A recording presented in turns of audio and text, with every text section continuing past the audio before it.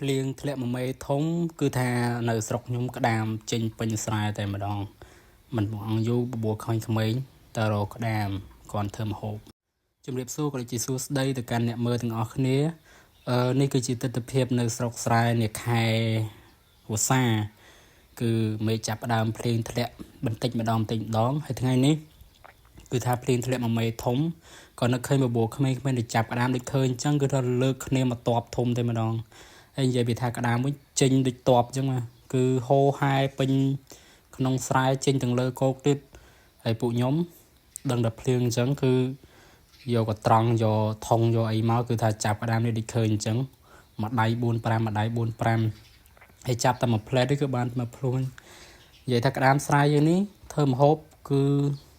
ត្រូវជាមួយនឹងខួក្តាមគឺបុកខួក្តាមបុកអីនេះគឺឆ្ងាញ់ណាស់សម្លខួក្តាមខ្មែរយើងភាគច្រើនក្តាមស្រែគឺយកធ្វើខួក្តាមហ្នឹងឯងតែជាស្រ័យការនិយាយរបស់ខ្ញុំវាអត់សូវប្រុសទេដោយសារតែខ្ញុំវាមិនសូវចេះបញ្ចូលសលេងអញ្ចឹងដូចឃើញអញ្ចឹងក្មេងៗដើរមកតបពីក្រោយខ្នងមកគឺថាពួកខ្ញុំចាប់ក្តាមបានច្រើនមែនទែនហើយនេះដូចឃើញក្តាមវាចេញមកលើគោកតែម្ដងបាច់ចាំទៅចាប់ក្នុងទឹកគឺច្រើនយកតែមែនទែនតែម្ដងដូចឃើញអញ្ចឹងមួយផ្លែតចង់1គីឡូជាងហើយក្តាមហើយនេះសូម្បីតែក្មេងៗក៏អាចចាប់បានដែរក្តាមដូចឃើញអញ្ចឹងពួកគាត់ចាប់បានច្រើនជាងខ្ញុំគ្រាន់តែតាមថតលេងអញ្ចឹងទៅណាហើយ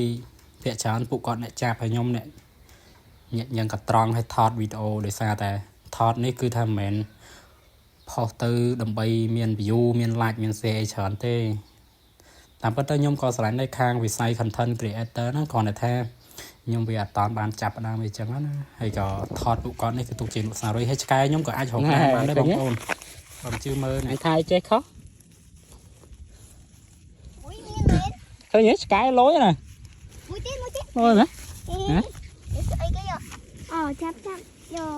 ដូចបានឃើញចឹងកុំថាឡើយមនុស្សសំបីតែឆ្កែក៏អាចរកក្តាមបានដែរគឺវាចេញដោយសារតែក្តាមច្រើនពេកខែនេះបងប្អូនគឺវាអត់ប្របាសនេះពោះខ្ញុំស្មានតែពោះស្លាប់កែបនេះមិនដឹងពោះអីវិញទេអត់ស្គាល់ដែរវាក្រហមហើយដូចឃើញក្តាមពួកខ្ញុំគឺបានច្រើនមែនតែនដល់ផ្ទះគឺស្លមអស់ទេប៉ុណ្ណេះនោះមានចែក 3-4 គ្រួសារញ៉ាំទេអានេះឡើងគោកហ្មងបងប្អូនវាមកនៅលើគោកហ្មងណាយើងបាច់ចាំពិបាកចាប់ក្នុងទឹកទេដើរទៅលើគោកក៏ចាប់បានដែរក្តាមនេះហើយនិយាយទៅគឺសុបាយទិដ្ឋភាពបន្ទាប់ពីភ្លៀងធ្លាក់ហើយបបួលក្មេងៗមកចាប់ក្តាមអញ្ចឹងដូចឃើញអញ្ចឹងគឺសុបាយយកតែមែនតែនវាស្រស់ស្រាយវាមួយបែបការសុបាយមួយបែបដែលពួកយើងអនុស្សាវរីយ៍ពីក្មេងៗមកអញ្ចឹងណាអ្នកក្រុងអីមិនដែលមកនៅស្រុកស្រែគឺគ្មានឱកាសឬក៏ថាมันអាចស្គាល់នៅរសជាតិមួយនេះបានទេគឺវាក្តីសុខបែបអ្នកស្រែអញ្ចឹងណាមេឃភ្លៀងក្រៅពីមេឃភ្លៀងរងកែបរោត្រីរោក្តាមអីគឺសុទ្ធតែជាក្តីសុខរបស់អ្នកស្រែហើយមិនថាបើនៅនេះមកនៅស្រុកស្រែវិញអត់ម្ហូបភ្លៀងធ្លាក់តែមួយមេកាន់តែធុងចេញមកមួយផ្លែតក៏បានខ្យងបានក្តាមធ្វើម្ហូបដែរ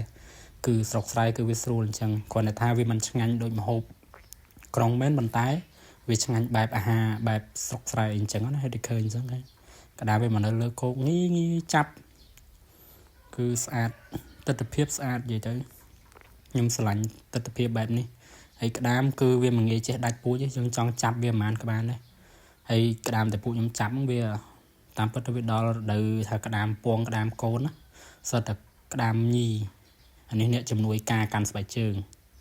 ហើយខ្ញុំចំណែនក្តាមហើយតែយើងអ្នក single សំបីចាប់ក្តាមឃើញក្តាមមានគូងហួសចិត្តណាដល់ពេលយើង single ឃើញចឹងអីមិនខឹងចាប់ឲ្យស្ងោទាំងពីរហ្មងណាដូចឃើញចឹងនេះក្នុងទឹកអានេះក្មួយស្រីខ្ញុំគឺចោះចាប់បានមកកំភ្លោះហើយក៏ដូចឃើញចឹងនេះភាគច្រើនគឺក្តាមចាប់នៅលើគោកក៏បានដែរ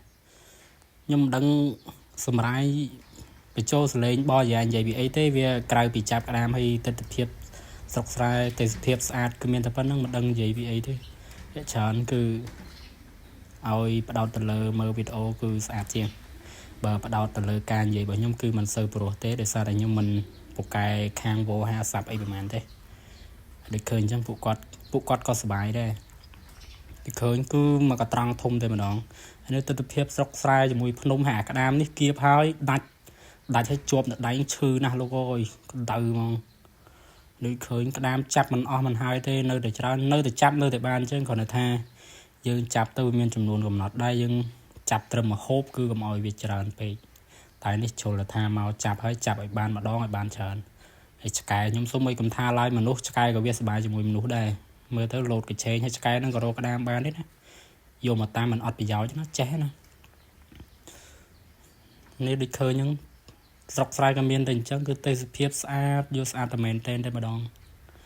ហើយក៏បន្ទាប់ពីពួកយើងរកហើយក៏ត្រឡប់ទៅផ្ទះវិញអត់មានអីច្រើនទេបងប្អូនបើសិនជាចូលចិត្តខ្ញុំកុំភ្លេច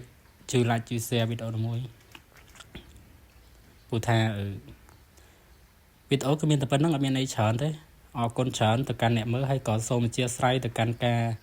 ពាក្យដែលខ្ញុំនិយាយទៅវាមានខុសឆ្គងអីចឹងណាសូមអរគុណច្រើនពុកម៉ែបងប្អូន